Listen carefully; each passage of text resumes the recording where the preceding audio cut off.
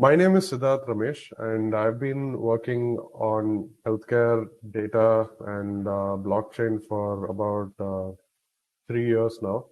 And here are just some findings that I found while on, while I was working. So I will share my screen, but so firstly, I would like to know how many of you, first of all, know about healthcare data standards. So healthcare data standards like FHIR, OpenEHR. How many of you have actively worked with it? Okay. So that's what my talk is mostly going to be about: how we can take healthcare technology as it is today and move it into something that we would like to be. So yeah, I'll just show you. So from data to trust, how do we get from here to there? So I'll tell you a scenario. For example, let's say you have this is called a decentralized insurance. It's something that I hold close to my heart, and I would like to explain to you how it works. So suppose you go to the hospital and get something done. You have a procedure done, you have a diagnosis, and then immediately you just take your phone and you check your decentralized insurance and see that it has automatically paid for everything that the hospital has done to you.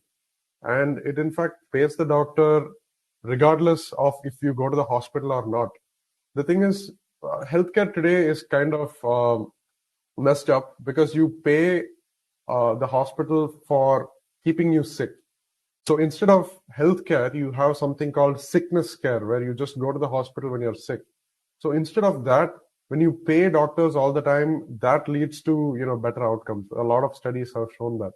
So something like that can be possible using blockchain technology, where you pay based on how many people a doctor keeps healthy instead of how many people a doctor treats. So that is the idea here. So now let's see how we can do that using today's technology.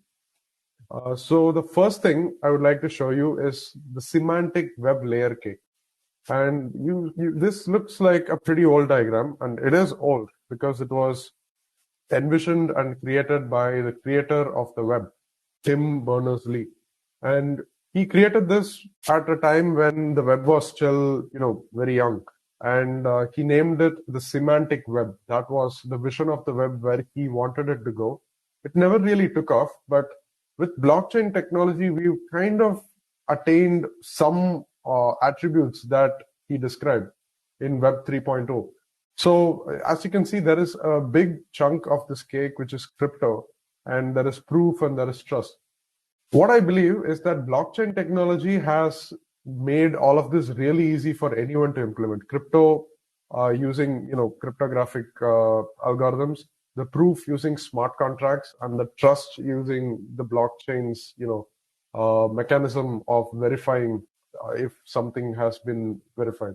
So all these three things have already been delicately handled by Bitcoin, Ethereum, Hyperledger, etc. What I'm going to be talking about is the rest of the layer. So the first layer that we have to talk about is the data. This is the hardest part to get right. Getting data into a healthcare system is not easy. And for that, we have tools like OpenEHR, FHIR, and that's the first thing that I'm going to talk about. So let's go to the first thing. So the data, you have something called OpenEHR, which, if you don't know, is an open standard which describes how data should look like, how a particular medication order should look like, how a diagnosis should look like. And you also have FHIR, which is a sort of like OpenEHR, but it's not as good. In that FHIR is more widely adopted by the industry, but I believe that OpenEHR has a lot more potential when it comes to querying and ability to change in the future. So I'll explain to you what OpenEHR does. So this is the clinical knowledge repository. So you can go to ckm.openehr.org. And there, every single thing that they have about 800 archetypes. So what an archetype is a maximalist data set of what something could contain. So for example, if there is a lab test result, everything that a lab test result could possibly contain is present in this archetype. And you just take this archetype and then remove the things that you don't want to use and then use it in your own data set. So you can mix and match multiple archetypes however you want, and we would still be able to identify that what this data is. And when you're coding data, when you want to tell what kind of diagnosis something is, if you want to say someone is coming with fever, you code that using something like SNOMED, which is another code system. You can use LOINC for things like laboratory investigations, observations, anything that you can observe, you can use LOINC. Now, SNOMED and SNOMED CT and LOINC also have a collaboration together, which even strengthens the use of them further. So that is OpenEHR with SNOMED CT and LOINC. Now, why do we need FHIR now? Well, because it's already widespread in the industry and it's used by most people. So this is the Smart on FHIR gallery, which has hundreds of apps today that all can just run on any EHR that has the Smart on FHIR standard. So if you can just provide an ability for an EHR to read FHIR, you will get all of this. So now, why am I talking about all this when it comes to something like decentralized health insurance? I will talk about that next. So after that is the data interchange layer. So you need to interchange data if you have it with you.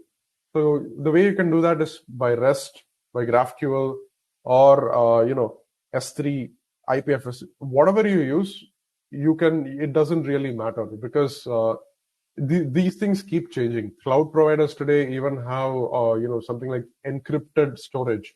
So you can use whatever you want. Just make sure if you're going to put it on a public ledger, encrypt it before putting it. So that's the only thing that matters. You just communicate the data however you want. The data itself is what's important. So on top of this, we have something called the querying layer, where we logically try to query this data. So that's where OpenEHR and SNOMED CT together shines a lot. So now OpenEHR has something called the AQL, called Archetype Query Language. So you can query records, health records, just like you can query SQL. And the beautiful thing about this is that it works across any reference implementation of OpenEHR. So you can use an open source implementation like EHR base or EHR server and it'll just work right off the box. The same query will work across multiple instances. So that's exactly something what we want when we are working with decentralized, oracles or decentralized verification miners. So that is the top thing is an AQL statement, and the bottom thing is an EQL statement, which is SNOMED's own expression query language. So this allows you to do powerful queries like tell me all the conditions which are having body temperature above normal. And that will include all types of fever, hyperpyrexia, everything that you can think about. So combining these two, you get these powerful queries that you would not with other systems. So these two, and next comes our crypto. So crypto is pretty simple to explain. In fact, for most use cases of healthcare today, like verification of records, tracking something, provenance, then just keeping it secure. You don't really need to use blockchain. All you need to do is encrypt it and put it on a distributed ledger. You don't need blockchain to keep things secure. You just need encryption. So just signing an encryption, that's all crypto is, and that's all we need for this decentralized insurance example to work. So on top of that, we have something called the unifying logic. Now this is the app. This is the application that you have to develop. So what you develop is a rule set for which conditions are applicable for this decentralized insurance. How these conditions should be queried. What should be the amount allocated for each insurance. All of this should be done by oracles across the network. So they basically take this healthcare data, which was transmitted to them either through HTTP REST, GraphQL, or using IPFS or S3 encrypted, however you want it, and they run these logical statements which can be run as AQL and EQL using Snowmet CT and OpenEHR. And on top of that, you have some sort of business logic where you say what should be allocated, how much money, which doctor should get how much for which treatment. Everything can be allocated in this layer. And now it's important to keep this layer separate from the actual implementation stack, because this will keep changing. So make sure that there is some governance to it. There is some change mechanism versioning associated with it. So that is all the business logic layer is. Now, on top of that, you have the proof. This is where the business logic is executed by the oracles, and they share it with a smart contract on the blockchain. And now once that's shared, you can automatically allocate funds. Now, this opens up a whole new range of possibilities for healthcare. You can have automated insurance. You can reach the edges. You can pay for someone who is not able to pay, and all this can be done automatically. It just opens up a whole new type of healthcare system where the doctor just treats the patient and does not worry about things like, what should I, which insurance should I go to, which, how much should I charge the patient. It is a whole new system that we can create if we just start collecting data in a structured format first. So that is the challenge right now, and that is the base foundation of collecting data using either OpenEHR or FHIR. That is not existent in most healthcare settings today. They use some proprietary standard of a proprietary EHR vendor, and it's a loss for all of us. So the first thing that anyone working on blockchain should be looking at is OpenEHR, FHIR, Snowmed, and Lloyd. That forms the foundation of things that we can build on top. Crypto and smart contracts are good, but they're only as good as the data that is on the bottom. So that's basically it. And if you have any questions, you can talk to me by email. That's tornadoalert@gmail.com. And that's it. That is my presentation. So in the discussion, any questions?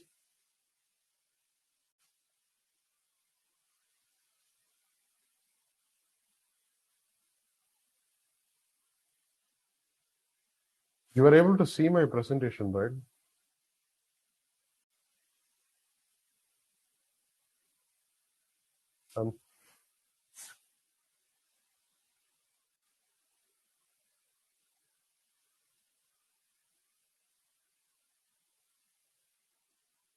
Okay, I got one thumbs up. So glad that you guys were able to see my presentation, and hope you found that helpful.